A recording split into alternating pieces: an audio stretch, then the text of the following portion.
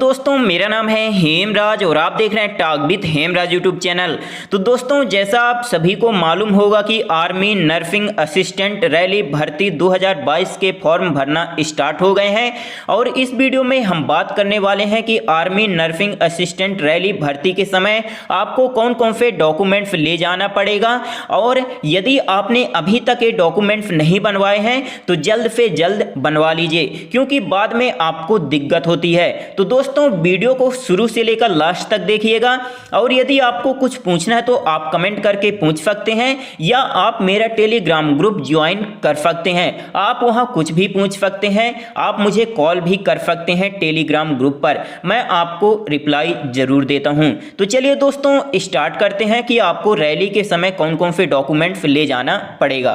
तो हमारा मेन पहला डॉक्यूमेंट्स जो है दोस्तों तो वो है एडमिट कार्ड। आप एडमिट कार्ड A4 साइज के पेज में निकलवाएंगे, आप इस बात को ध्यान में रखेंगे, ठीक है। आप कलर प्रिंट भी निकलवा सकते हैं और ब्लैक एंड व्हाइट भी, दोनों चल जाएंगे, आप टेंशन मत लीजिएगा। लेकिन आप कोशिश करिएगा A4 साइज के पेज में आपको एडमिट कार्ड निकलवाना है और इसकी फोटोकॉपी भी आपको करवा लेनी है। कम से कम 2-3 फोटोकॉपी तो आपको एडमिट कार्ड की करवा लेनी है, ठीक है। फिर इसके बाद आपको फोटोग्राफ बनवानी है, मतलब पासपोर्ट साइज की जो फोटो आती हैं आपको वो बनवानी है। कितनी बनवानी है? कम से कम 20 आप बनवा लीजिएगा। मैं तो कहता हूं आप 25 फोटो बनवा ही लीजिएगा और फोटो के नीचे आप अपना नाम जरूर लिखवा लीजिएगा और जिस दिन आप अपनी डेट ऑफ बर्थ भी डलवा लीजिएगा फोटो में, ठीक है। और यहाँ पर आप ध्यान में रखिएगा 3 महीने से ज़्यादा आपकी पुरानी फोटो नहीं होनी चाहिए। बात हुई क्लियर? इसके बाद एजुकेशन सर्टिफिकेट में आपको क्या क्या ले जाना पड़ेगा? तो एजुकेशन सर्टिफिकेट में आपको 10th क्लास की मार्कशीट, 12th क्लास की मार्कशीट ले जाना पड़ेगा।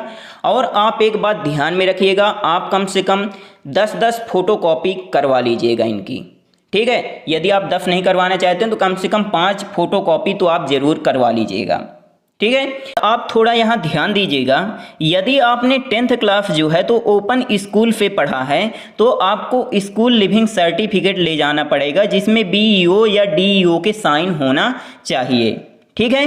फिर इसके बाद आपको निवास प्रमाण पत्र ले जाना पड़ेगा। अब निवास प्रमाण पत्र जो है जैसा आपके वहाँ डिस्ट्रिक्ट में बनता है वैसा ही ले जाना पड़ेगा, ठीक है। जो तहसीलदार या डिस्ट्रिक्ट मजिस्ट्रेट जारी करते हैं फॉर्मेट वही आपको ले जाना पड़ेगा, ठीक है। ऐसा क्या होता है कि बहुत सारे स्टेट में जो होता है तो फोटो आपकी लगी होती है ना, और किसी स्टेट में जो होते हैं तो वहाँ पास फोटो नहीं होती, सिर्फ वहाँ आपका नाम, निवास ये सब लिखा होता है ना, फोटो नहीं लगी होती। तो जो जिस भी फॉर्मेट में आपका निवास प्रमाण पत्र बनता है ना तो वही आपको ले जाना है। लेकिन यहाँ पास ध्यान में रखिएगा तहसीलदार या डिस्ट्रिक्ट मजिस्ट्रेट द्वारा जारी किया होना चाहिए, है ना।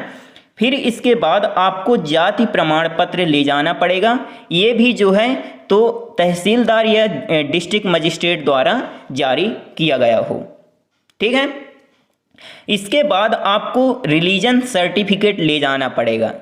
यदि आप सिख, हिंदू, मुस्लिम या क्रिश्चियन के अलावा किसी दूसरे धर्म से हैं तो आपको रिलीजन सर्टिफिकेट ले जाना पड़ेगा। यदि आप सिख, हिंदू, मुस्लिम या क्रिश्चियन रिलीजन से हैं तो आपको रिलीजन सर्टिफिकेट नहीं ले जाना पड़ेगा। आप इस बात को ध्यान में रखें, ठीक है।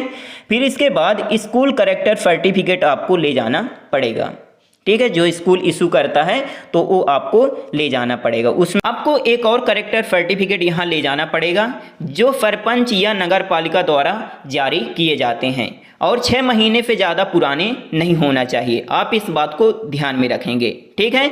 और फोटोग्राफ के साथ यहाँ पास आपको करेक्टर सर्टिफिकेट बनवाना है, ठीक है। इसके बाद अनमैरिड सर्टिफिकेट भी आपको ले जाना है यदि आपकी उम्र 21 साल से कम है तो, ठीक है। अनमैरिड सर्टिफिकेट भी आपको ले जाना पड़ेगा। और जो सरपंच द्वारा जारी किया जाता है या नगर पालिका द्वारा जो जारी किया जाता है वो आपको ले जाना पड़ेगा, ठीक है। आप यहाँ कोशिश करिएगा कि 6 महीने से ज़्यादा पुराना नहीं होना चाहिए। इसके बाद आपको रिलेशनशिप सर्टिफिकेट ले जाना पड़ेगा। ये सब के लिए नहीं है, जिनके पिताजी जो हैं आर्मी में हैं या भाई जो हैं आर्मी में हैं तो वो रिलेशनशिप सर्टिफिकेट ले जा सकते हैं, है ना, उनको बेनिफिट मिलेगा। आप इस बात को ध्यान में रखें। इसके बाद एनसीसी सर्टिफिकेट है यदि आपके पास तो लेकर जा सकते हैं, आपको यहाँ पास बोनस अंक दिए जाएंगे। ठीक है, स्पोर्ट सर्टिफिकेट है यदि आपके पास तो आप लेकर जा सकते हैं, आपको इसका भी बेनिफिट मिलने वाला है। इसके बाद आपको एफिडेविट बनवा लेना है, 10 रुपये के स्टाम्प पेपर में आपको यहाँ पास एफिडेविट बनवा लेना पड़ेगा। ठीक है, आपको इसका एफिडेविट का जो फॉर्मेट है अपेंडिक्स डी में मिल जाएगा, मैं आपको दिखा देता हूँ। ये देखिए एफिडेविट का फॉर्मेट, आप इसको निकलवा लीजिएगा और इसमें टिकट जो आती है ना उनको यहाँ चिपका दीजिएगा बढ़िया, और इसको भर करके आप इसको लेकर जाएंगे। ठीक है, यही है एफिडेविट का फॉर्मेट पूरा। यहाँ पास ये देखिए ये पूरा एफिडेविट का फॉर्मेट है। ठीक है, यहाँ तक तो आप इसको पूरा निकलवाएंगे। ठीक है, ये पूरा एफिडेविट का फॉर्मेट है। इसके बाद आपको पैन कार्ड और आधार कार्ड लेकर जाना पड़ेगा। यदि आपने पैन कार्ड अभी तक नहीं बनवाया है तो बनवा लीजिए, और यहाँ पास आप किसी न किसी बैंक में अपना खाता खुलवा लीजिएगा। इसकी तो बाद में ज़रूरत पड़ती है, लेकिन आप खुलवा लीजिए, है ना। फिर इसके बाद आपको पुलिस कैरेक्टर सर्टिफिकेट भी लेकर जाना पड़ेगा, तो आप ये जल्दी बन जाता है। ये पुलिस कैरेक्टर सर्टिफिकेट जो होता है तो बहुत जल्दी बन जाता है, आप टेंशन मत लीजिए। किसी थाना में जाइएगा तो आप वहाँ से अपना ये कैरेक्टर सर्टिफिकेट बनवा सकते हैं। ठीक है, तो ये रहे कुछ डॉक्यूमेंट की लिस्ट, और यदि आपको कुछ पूछना है, कुछ भी दिक्कत आती है तो आप कमेंट करके पूछ सकते हैं, या आप मेरे टेलीग्राम ग्रुप को ज्वाइन करके वहाँ आप पूछ सकते हैं। ठीक है, मैं आपको रिप्लाई जरूर दूंगा। मिलते हैं अगले वीडियो में, तब तक के लिए जय हिंद जय भारत।